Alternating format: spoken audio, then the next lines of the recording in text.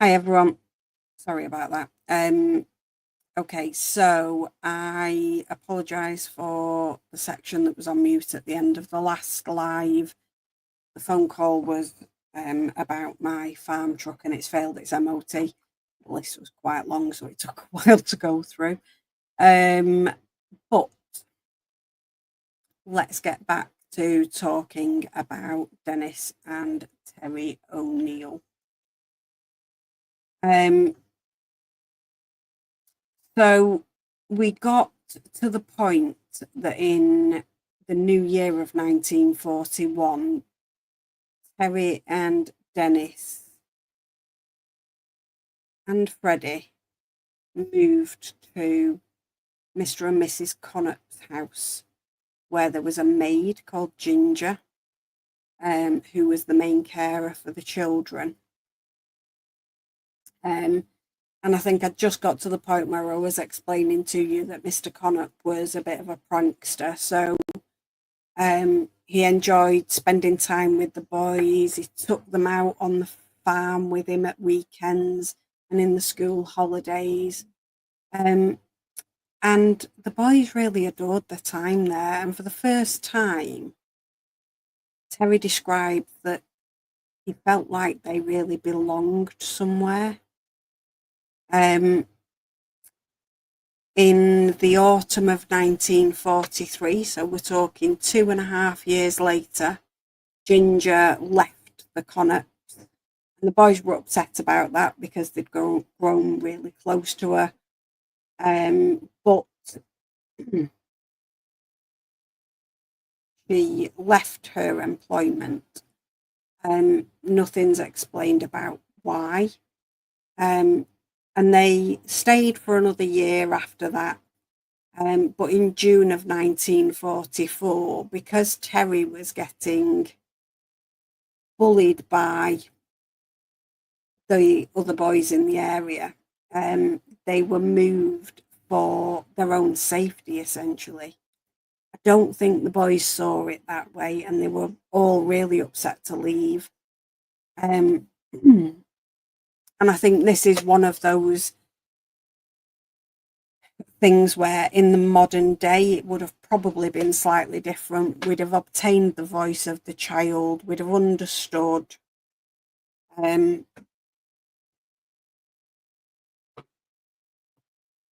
dog's come to say hello. We'd have understood what they wanted, how they felt about it, and a different decision might have been made. But their lives were turned upside down again. So on the 28th of June of 1944, Terry, Dennis and Freddie all together were taken to a new foster home by Mr. Easterby from Newport Local Council. The place they were supposed to stay was in Hope with Mrs. Pickering. However, when they got there, it turned out that Shropshire Local Authority had already sent a little girl called Dorothy to stay there.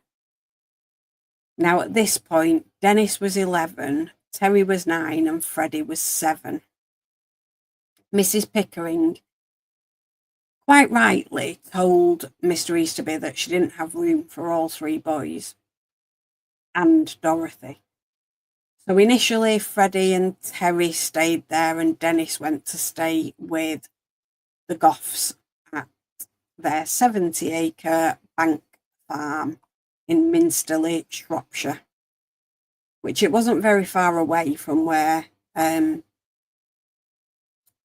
Freddie and Terry were staying. And it wasn't very long, it was only a few days when the Goffs suggested that Terry come and stay as well. And at that point, things were going quite well, and they were given light chores to help out like any child would be on the farm. So he moved in on the 5th of July of 1944, so it was only about a week later. Now, you might think that it sounds idyllic for young boys to grow up on a 70-acre farm with livestock to play with, countryside to explore, but you'd be wrong.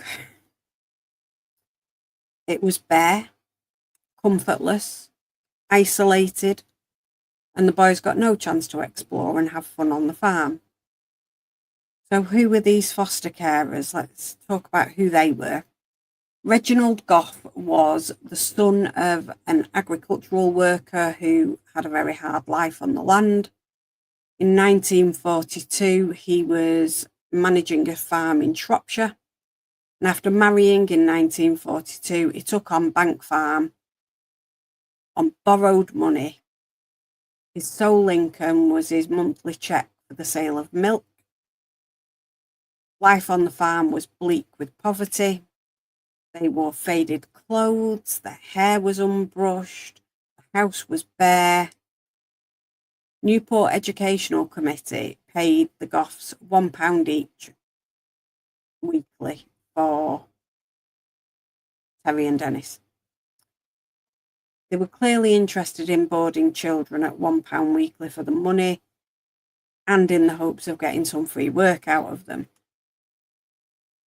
And it becomes clear why in a little bit. So after the placement, Shropshire Council's public assistance officer had informed Newport officers that he was unable to see his way clear to arrange supervision of your cases because Newport was paying the Goffs a higher boarding out allowance or fostering fees as we'd know them today than Shropshire rates. So Shropshire were like, no, we can't, because disparities of this kind cause trouble. They've had problems in the past, and it's not a question of saving money, but it's about avoiding friction with foster parents who are getting a lower rate. So Newport were the ones responsible. Shropshire weren't prepared to supervise on their behalf, and this happens quite a lot where one local authority is responsible, but the children are placed out of area, and then that local authority where they're placed will do some of the work and be paid by this council over here that has responsibility.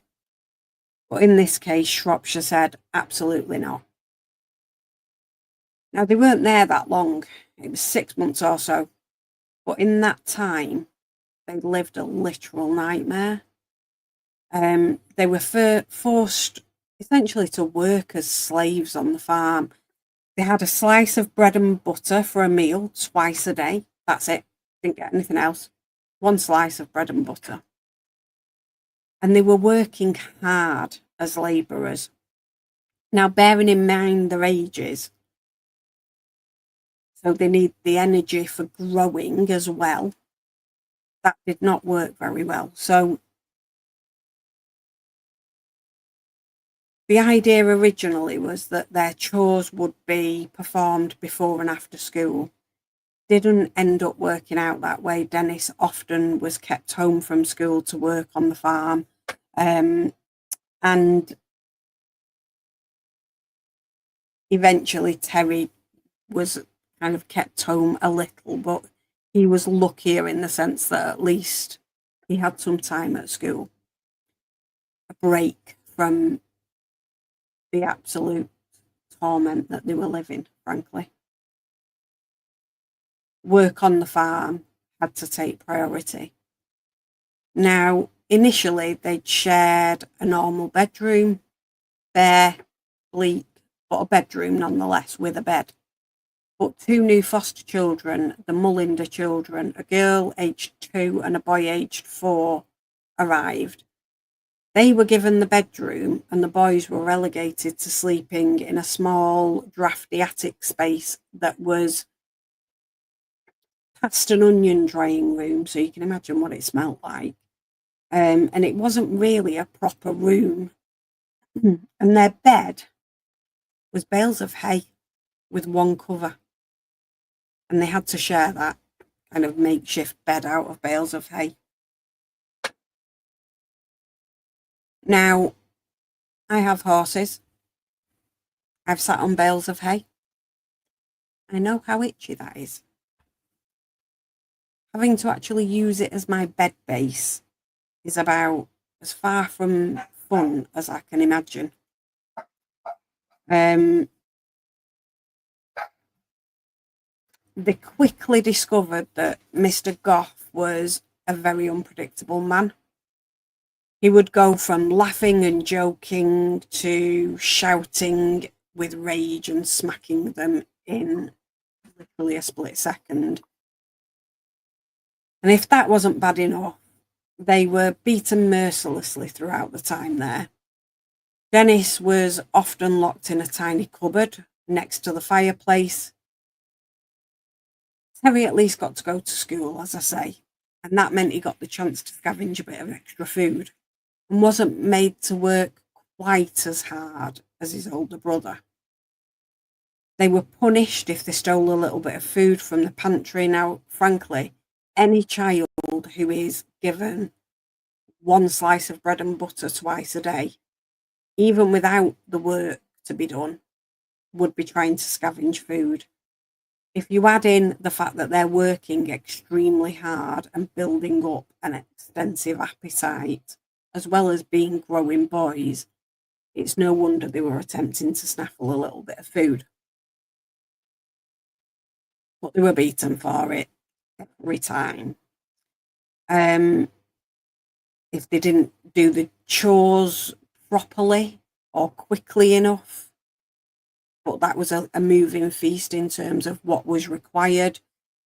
If they spoke when they weren't spoken to, and just generally every time Mr. Goff felt like it, they were hit with not just hands, but belts, pieces of wood, whatever he could lay his hands on, really. And Mrs. Goff stood by whilst they were given their what were called stripes. That's how they described them. And she just watched calmly. No attempt to stop it. No attempt to intervene. No attempt to help them afterwards. It was just part of the routine. They were often beaten with wooden sticks on the palms of the hands. Now, think about how sensitive your palms are. Now imagine being hit repeatedly with a wooden stick and then being made to do manual labour with those hands. What these boys went through, I just cannot wrap my head around. Now, in October of 1944, the Mullinder children were taken away because a social worker from Shropshire visited, took one look at the house and said, that's not suitable for young children, quite rightly so. And a social worker came to see the boys at school and asked them some questions, but they were pretty non-committal in their answers because they knew they were going to get in trouble when they got home if they described what was happening. So this is a common theme for children. They're not going to want to speak up because they know that there'll be consequences. Sadly, they didn't. And then towards the end of their time there, the children both had septic ulcers on their feet from being forced to wear ill-fitting clogs when the shoes had worn out, whilst carrying out intensive labour on the farm. So they had these awful wooden clogs that didn't really fit. You can imagine how much it rubbed. And then they had severely chapped legs. Dennis was nearly 13, weighed just 4 stone. They were both extremely emaciated. On the 20th of December of 1944, there was a ray of hope. So a clerk from Newport Council, which is the one that had responsibility for these boys, was in Shropshire to discuss the payments dispute. She's called Miss Edwards. And while she was there, she was asked to visit the boys, which she did. A later inquiry after all this took place found that she had little experience to undertake such a visit or supervise children in a foster home, but she knew things weren't right. This is the really upsetting thing. So that ray of hope was shattered, because in her report after that visit, she recommended immediate removal of both boys, and she commented that she several times had impressed upon Mrs. Goff the necessity of calling a doctor for Dennis because he was so poorly at that stage. Neither authority responded with urgency because she'd sent it to both. In Shropshire, the report was set aside for somebody to deal with on his return from annual leave on the 10th of January. Now, unfortunately, the 10th of January was a day late and a dollar short, because the incidents that we're going to talk about took place on the 9th of January. So talk about slightly missing an opportunity to step in and do something about what was about to happen. Isn't really in it. So what happened on the 9th of January, 1945? That day, I think, will be etched in my memory forever, because when I started my research project for the writing that I'm doing, and I knew that this was kind of the first case, and I read all about it, and I read Terry's book, it moved something inside of me. So what happened? Dennis was growing weaker and weaker at that point. He was less able to cope with the beatings that he was getting. And this was a day that Mr. Goff was going into town. But before he left, he gave Dennis a very clear instruction, which was go and find some firewood. Dennis protested before Mr. Goff left and said, the weather's terrible, I'm not going to be able to find any. And he said, I don't care, go and find some, or there's going to be serious consequences. Dennis tried his hardest, and he spent all day desperately searching for somewhere that might have a tiny bit of dry wood. He couldn't find any. And he wasn't going to be allowed back in the house until he'd found some. So he hid out in a little den that the boys had made for parts of the day. He literally couldn't find any dry wood. So he was eventually let back in. But that was only the beginning of the torturous events of that day. So he'd been outside in the freezing cold, weighing 4 stone at 13 years old, or 12 years old. His punishment, having already been starved the night before and forced to stand there and watch the others eat, was to have no food again. This was something that was a regular way of tormenting Dennis. He was so undernourished that on one occasion he actually went and sucked milk from one of the cow's udders while he was doing his milking chores. He was spotted, he got beaten, he didn't do it again.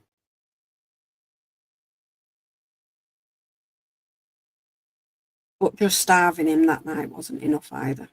The Guffs needed more punishment, more outlet for the bitterness and anger. And they got it. And so it was that whilst starving and not having even had his bread and butter that day, or the last, and whilst suffering from septic ulcers and sores all over him, and being so malnourished, and having been outside in the awful icy cold and rain all day, he was stripped naked. Now that in itself, mortifying for a 12-year-old boy, but he was stripped naked and made to go outside into the backyard and get into a bath of ice water and stay there. Now, in today's society, with its first world problems, some people recreate this as a health and well-being activity, which is fine if you're a well-nourished person and you can dash back in and grab a towel and warm up. But that's not the case for Dennis. Imagine being in the state that he was in, dunking yourself into ice water and staying there for what must have felt to him like an absolute eternity. Then finally, he was allowed to get out and come inside. And I suspect that he hoped beyond all hope that that was over with and he was going to be sent to bed. But it wasn't. That night, he faced the worst wrath of Mr. Goff to date. Instead of the usual stripes, Terry was made to watch this as well. So, whilst naked, they hog-tied Dennis onto the pig bench. And I can hear you from the other side of the camera saying, what's a pig bench? It's not something that we're used to in today's day and age. Well, let me make it really clear. It is absolutely not a cute keepsake of a bench that looks like a pig. And I'm really sorry for this graphic image. But imagine being 12 years old and bound and hogtied to a bench that you know has been used for what I'm about to describe. It was a bench designed with a trench along it, carved into it. It was for putting a pig on that you'd slaughtered and draining it of blood. He was then beaten brutally with sticks until his legs were black and blue, swollen to the point where he was unable to stand. And then he was beaten a little bit more, just for good measure. And after that point, he was then locked in a cupboard. In that little tiny cupboard that we talked about next to the fireplace. Fire wasn't on, mind you, so it's not going to warm him up either. And Terry was sent to bed. Now, when Dennis was finally sent upstairs to bed, when they decided he'd had enough confinement, he was in so much pain that he wrapped his arms around his brother and clung to him so hard that he drew blood from Terry's back with his nails. Terry tried to comfort him and find a position that meant that Dennis could lie down to go to sleep. But he was in so much pain that it was impossible, and he was making quite a lot of noise. Now, Mr. and Mrs. Goff didn't like noise. So Mr. Goff came upstairs and knelt with one knee on the makeshift hay bale bed and started punching Dennis violently in the chest with all of the force that he can manage. Now, do not doubt that this man was probably quite thin and wiry because they were quite poor, but he will have been strong beyond measure because he is a farmer. And if I know farmers, they are strong. It's a sinewy type of muscle, so they don't look like a bodybuilder, but my word, the things they have to lift and move about and all of the manual labour means they are immensely strong. So when he's punching him with all his force, that's going to be extremely painful. And he kept going. He just kept punching and punching and punching. And then he just suddenly stopped, stood up, left the room, and the boys lay there. And so Terry thought they both dozed off, except Dennis hadn't dozed off. Dennis had had a heart attack and died. Something that Terry didn't realise even in the morning when he couldn't wake his brother. Imagine witnessing that as a 10-year-old boy, knowing, as Terry, if you put one foot out of line and that line moves all the time so you don't even know when you're crossing the line, you could face those consequences.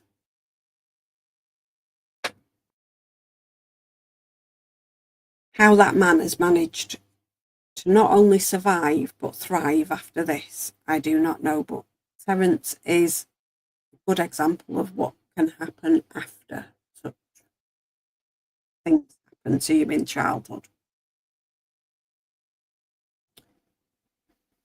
But from Dennis's point of view, imagine the terror and the pain and the panic. What if you do this to me, but when you've finished, you start on our Terry?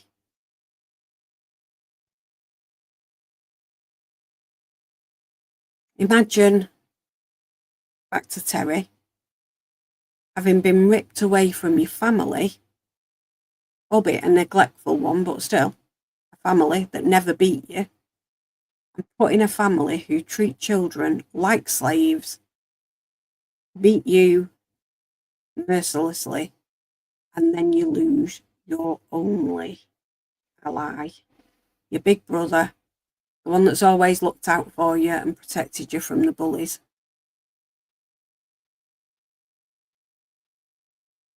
And the worst part about it all is that he didn't just die from the beating. He died because he had a heart attack because of the beating, because he was in such a bad state to start off with. Imagine even as a healthy adult what it would have felt like to go through that on that night. But then imagine what it must have felt like for him. Small, frail little body, malnourished, septic, broken. And he just couldn't take the brutality of the attack, unfortunately. So he got up the next morning and he realised that he couldn't wake Dennis. And he thought that maybe he just needed a bit more sleep after what was the worst beating that he'd seen. And he hoped that if he left him in bed, he could talk Mrs. Goff into leaving him in bed for just a little bit longer. And he comes downstairs, petrified of what he's going to find. And to his surprise, she was unusually pleasant to him. She said that Dennis could stay upstairs for a while and that she might get the doctor for him if he wasn't any better. She fed Terry actual food, the same food that they were eating. It never happened. And Terry thought she'd done it by accident, but he was prepared to toe the line and eat the food. And was quite happy about the fact that he was finally getting a meal. What she was in fact trying to do was put into his little mind the idea that he gets fed proper food. And she was straight into trying to cover up what she and Mr. Goff had done. Little did Terry know that his world once again was about to be turned absolutely upside down. He was told to go outside and do his chores and that the doctor was coming to see Dennis. And he saw people coming down the path, so he thinks, oh my God, that's the doctor, so I'm going to go and see if I can find out what's happening. So he goes in and he's trying to listen to what's happening upstairs. It was in fact the police and the doctor, and they'd arrived to deal with the aftermath of Dennis's death. Terry was immediately removed from that home and he was taken to a children's hospital. The doctor had said he absolutely needs to be taken for hospital treatment. He later came to find out, a lot later, that he was very close to death himself at that point. He was treated at the hospital, and after some time, he was then allowed to move to a children's home. And he later very bravely gave evidence in the trial against the Goffs, as well as at the inquest. So he had to do it 3 times in actual fact, because on one occasion the trial didn't go ahead after he'd given his evidence. So what happened? The autopsy revealed that Dennis was severely neglected and mistreated throughout his time in the Goff's care. He was septic because of the ulcers on his feet. He was severely chapped all over. He weighed 4 stone. His stomach was entirely empty. Now, bear in mind, it takes well over 24 hours, don't know exactly how long, for your stomach to be completely emptied of its contents, but there was nothing in his intestines, nothing in his stomach. That's how long he'd been starved for. He was so severely malnourished that his body couldn't take it anymore. He'd suffered not only significant injuries across most of his body that were in various stages of healing, so they knew that he'd been beaten repeatedly. He'd also suffered a heart attack. A heart attack at 12. I still can't quite get my head around that, but a heart attack. So what happened at the trial? Well, the Goffs went to trial in February of 1945, and so very soon after. 10-year-old Terry gave evidence, and he was absolutely put through the ringer by the defence barrister. They tried to show that the children were really troubled, they had challenging behaviour, they'd injured and killed animals on purpose, which they hadn't, that they were fed appropriately, and that Terry was lying about everything. That approach failed completely, and no doubt, given the way that it's described as occurring, probably did them more harm than good, because if you treat a child witness like that, it really doesn't get the jury on your side. You have to be very careful about how you approach vulnerable witnesses. Reginald Goff was convicted of manslaughter. He was sent to prison for 6 years. Esther Goff was found guilty of neglect and sent to prison for 6 months. They ruined one child's life and took another child's life. And that's the punishment that they got. But there is another step to this story. So, following the public outcry, Reginald Goff was resentenced and he got 10 years, and it was upgraded to a murder charge.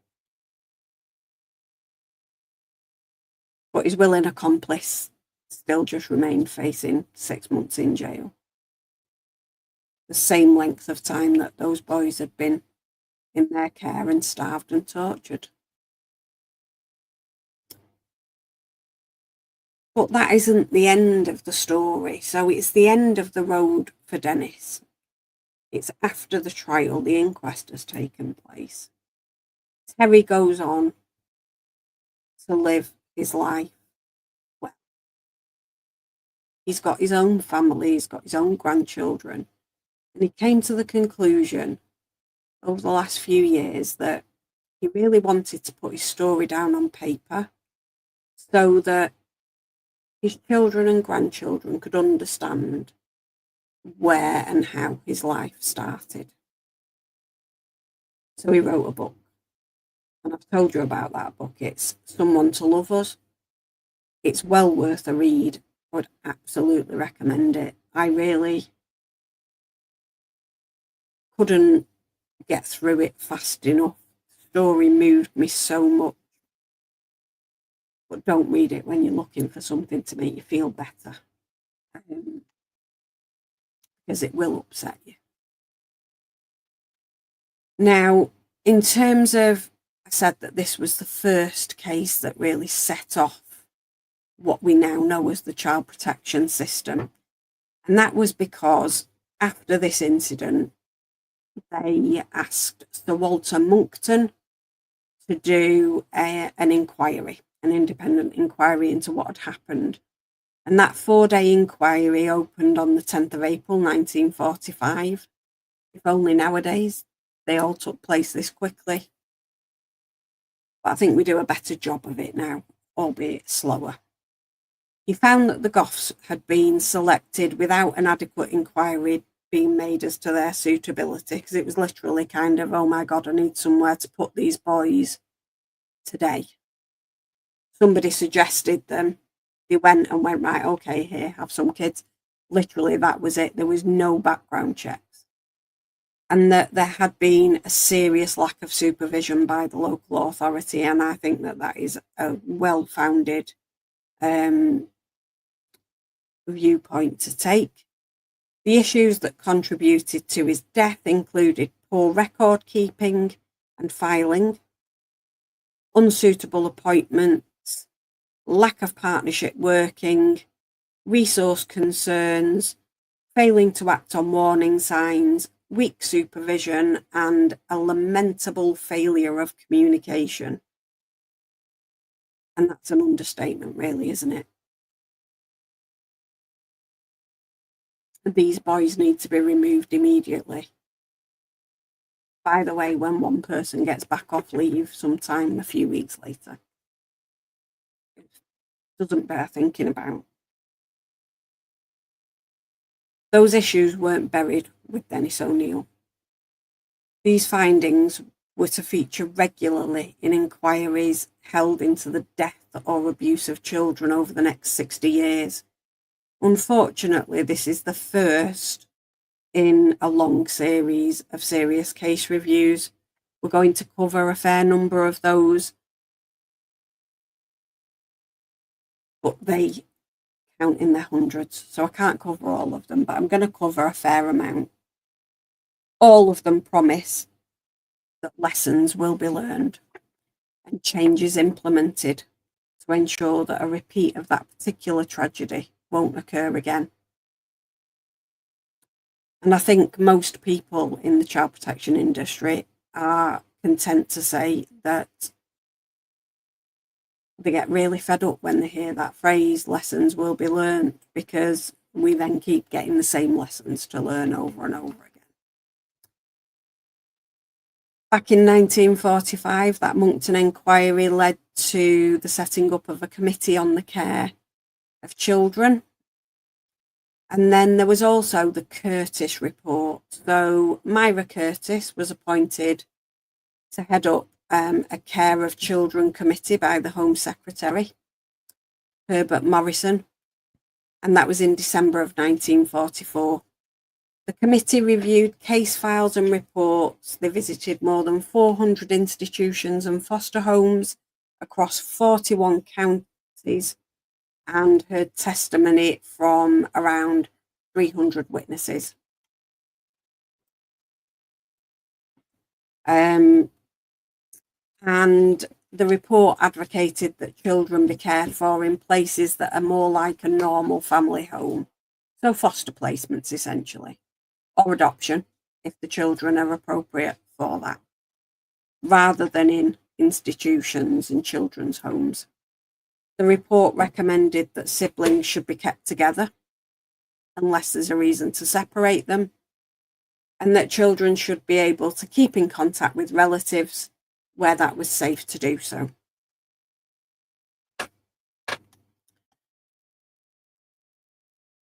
And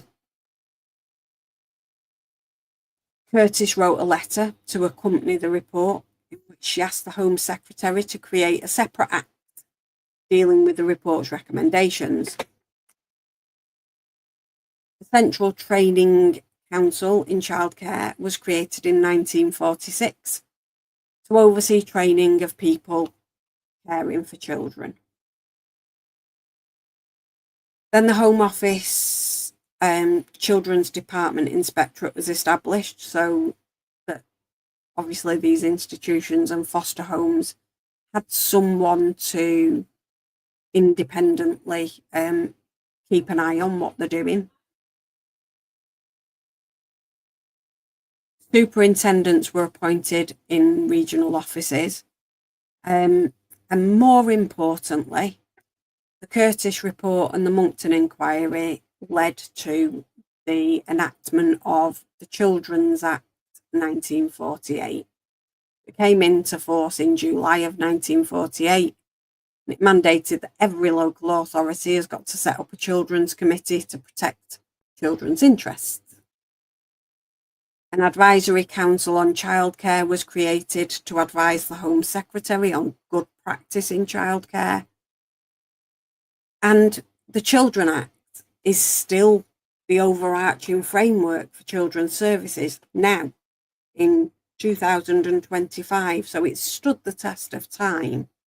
Of course, it's been amended over the years, but the basic structure is the same.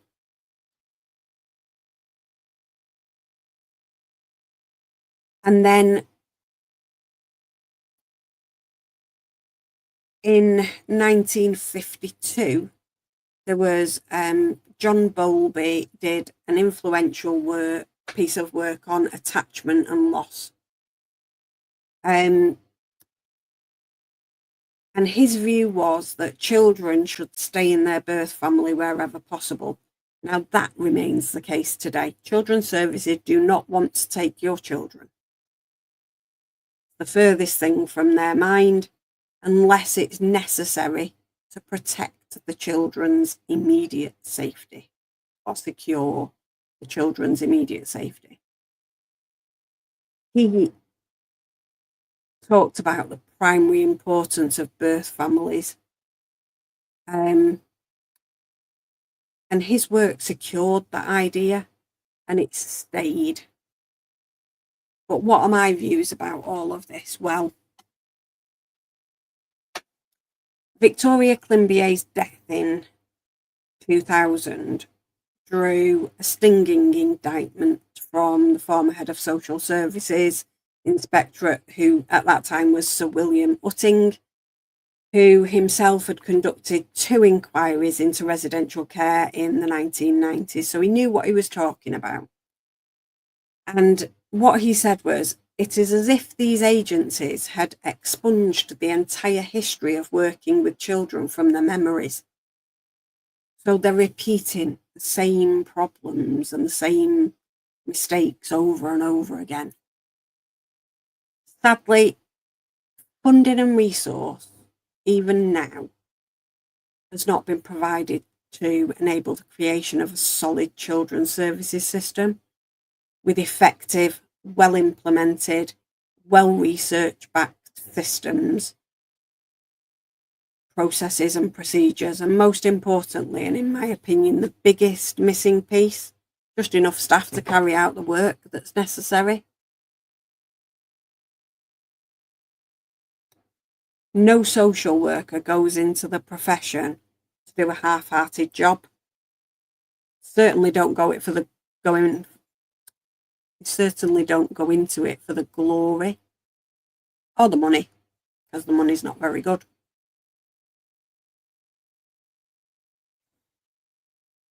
They're not very well paid considering the level of responsibility placed upon them and the things that they've got to deal with on a day-to-day basis.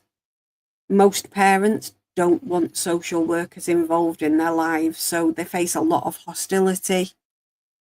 They all go into the profession with a noble intention of helping children, protecting and safeguarding the most vulnerable people in our society.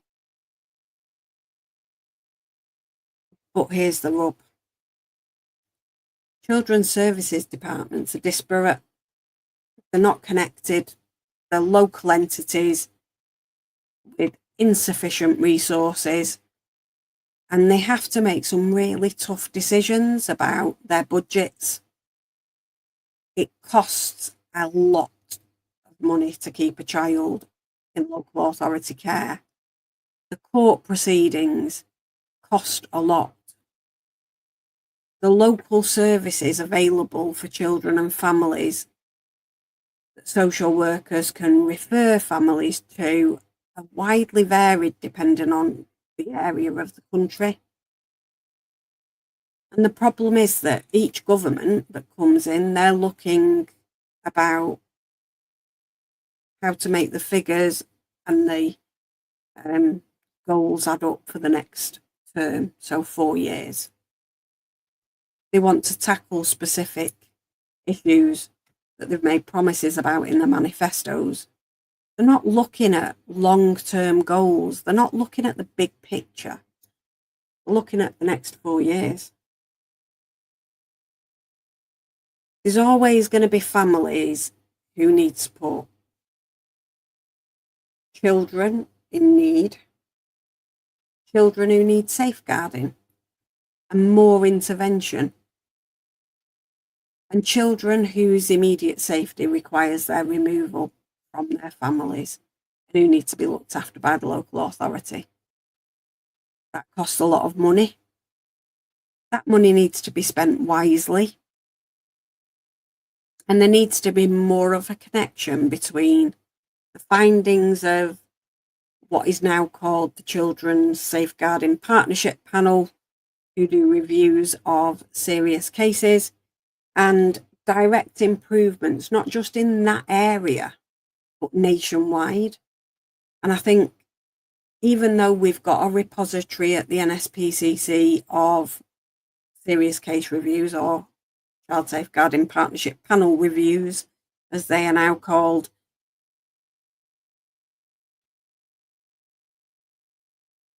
I don't think that there is a good enough system for sharing the poor practice and the good practice that are highlighted in those reports. Frankly, in my view, there should be a centralised system. It shouldn't be a postcode lottery about where you live in terms of what service you get. And parents should not be able to evade intervention by moving around from place to place. And I see that as a common theme every day, unfortunately. I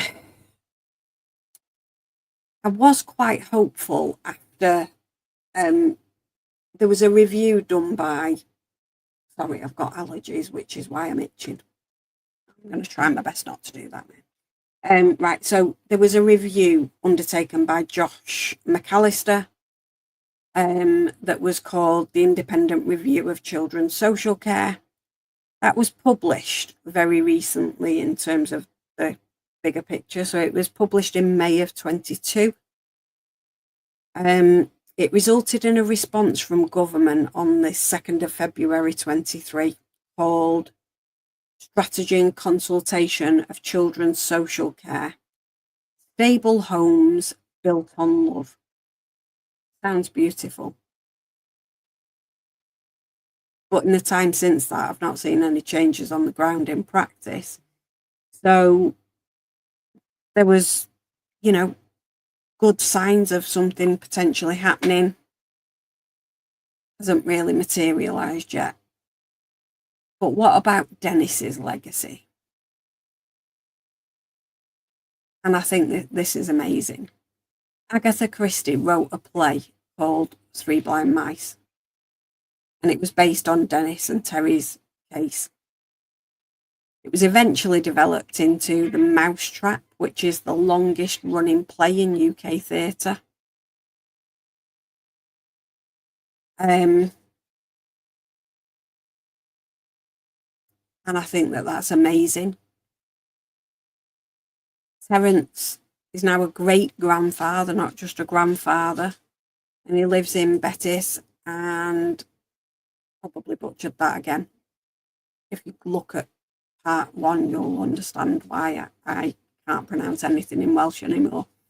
He said it took him 18 years to write the book about his memories because they're still so painful. And he said it's been really upsetting, but it was a story that he thought that his children and grandchildren and great-grandchildren should know. And when he had his book in his hands for the very first time, he couldn't believe it. And the reception for the book has been fantastic. And he added, so many readers have come to visit Dennis's grave in St. Moulos Cemetery since the release of the book, that the family have now set up a book of remembrance there in his honour. How amazing is that? If you choose to go and visit where he was laid to rest, you can write in a book of remembrance for him. Mr. O'Neill also went to visit the Mousetrap show. After many years, he'd only realised the connection when his nephew was studying social care and they actually looked at this case as part of that course. But he managed to see the show and he was really touched by the fact that that had been created about him and his brother. So, heartwarming case. The first really deep dive into an early case in history. I'll probably jump around a bit and I'll look at some current cases at the same time as trying to go through these older cases. I think it's important. Many of these early cases, there's very little that you can find about them. So literally all I could find, apart from the book, obviously, in terms of pictures of the children or anything like that, was this article that's on the screen. This picture that was taken from that article. This picture, which is of Terry, Dennis and Freddie. And one more article. When you think about, in today's world of social media and YouTube and, online news reports, when something happens like this, there's lots of coverage. Many of these cases, I couldn't even find one picture of the child. So I want to do something that keeps their memory alive. I want to honour them. I want to honour Dennis O'Neill and all of those children that follow who came to harm at the hands of somebody that should love them. And I think that's my goal in life, is to make sure that these children are truly honoured. This boy, both boys, went through so much at such a young age. And it absolutely tears me apart that anybody could treat vulnerable children like this. So I'm going to leave it there.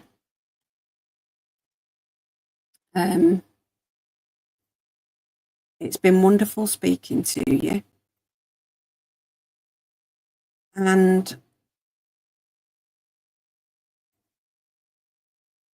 I'll be back next time with a deep analysis of another case. And let's see who's going to be next. Bear with me. So the next one is Maria Colwell, who we jump literally like to 1973. It's impossible to find any material on the ones between. 1973, Maria Colwell. She'll be the next one, although I might talk about Jack and Lily Sullivan in the interim. Thanks for listening. I'd be massively grateful if, for Dennis's sake, it's going to help me as well, but mostly for Dennis's sake, you could comment, tell me what you think about his story. Share the episode. Subscribe to the channel. And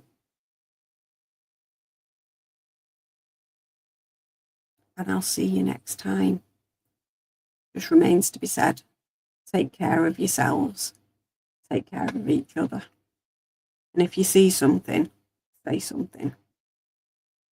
See you next time.